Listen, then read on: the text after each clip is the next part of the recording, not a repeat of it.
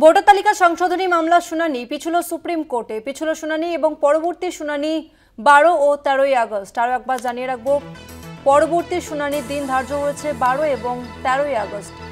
Voter তালিকা সংশোধনী মামলার শুনানি পিছল সুপ্রিম কোর্টে। আমরা আরো বিস্তারিত জানবো। আমাদের সঙ্গে ফোন লাইনে রয়েছেন কলকাতা টিভির পলিটিক্যাল এডিটর আশিস চট্টোপাধ্যায়। আশিস দা, দেখো, আজকে সুপ্রিম কোর্টে এই শুনানি হবার কথা ছিল, কিন্তু সেই শুনানি পিছিয়ে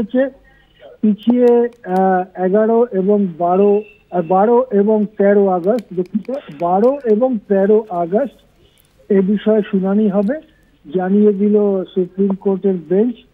বিচারপতি সূর্যকান্ত এবং বিচারপতি জয়মাল্য বাগচির বেঞ্চ। তারা এর আগেও যখন গতকাল শুনানি হয়েছিল তখন বলা হয়েছিল যে যদি গণহারে নাম বাদ যায় ভোটার তালিকা থেকে তাহলে আদালত হস্তক্ষেপ করতে পারে। আদালত এটাও বলেছিল যে আধার কার্ড, আধার নম্বর, ভোটার এপিক কার্ড অর্থাৎ ভোটার কার্ডের নম্বর ইত্যাদি বিবেচনার মধ্যে নিতে নির্বাচন কমিশনকে।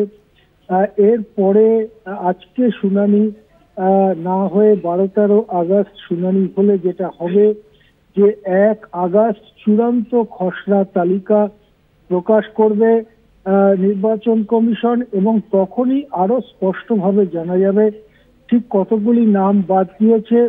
এবারে যাদের নাম বাদ গিয়েছে তারা তাদের আধার কার্ড এবং এপিক নাম্বার অর্থাৎ ভোটার কার্ডের যে নাম্বার ইত্যাদি বা ভোটার কার্ড, আধার কার্ড নিয়ে তারা নির্বাচন কমিশনের দ্বারস্থ হতে পারেন।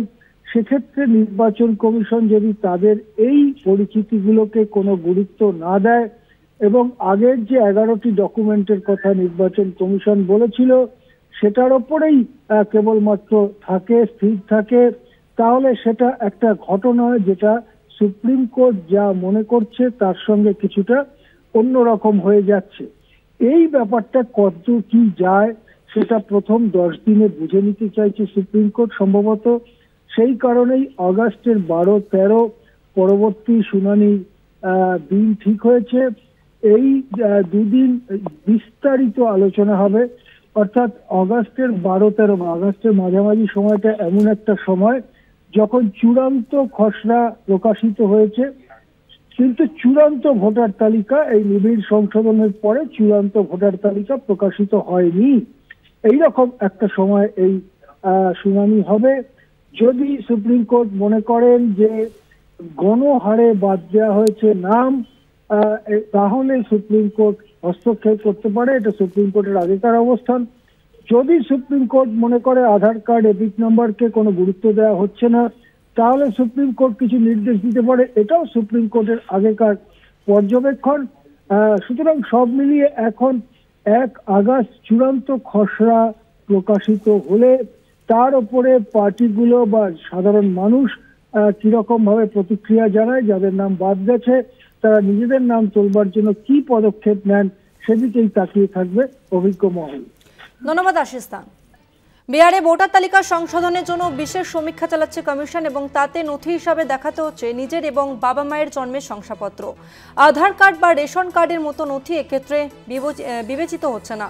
তা নিয়ে মামলা হয়েছে সুপ্রিম কোর্টে। গত 10 জুলাইয়ের শুনানিতে কমিশনের সমীক্ষার কাজে কোনো স্থগিতাদেশ দেয়নি সুপ্রিম কোর্ট। তবে আধার কার্ড, ভোটার কার্ড এবং রেশন কার্ড এক্ষেত্রে প্রয়োজনীয় নথি কিনা তা বিবেচনা করতে দেখতে বলা হয়েছিল কমিশনকে।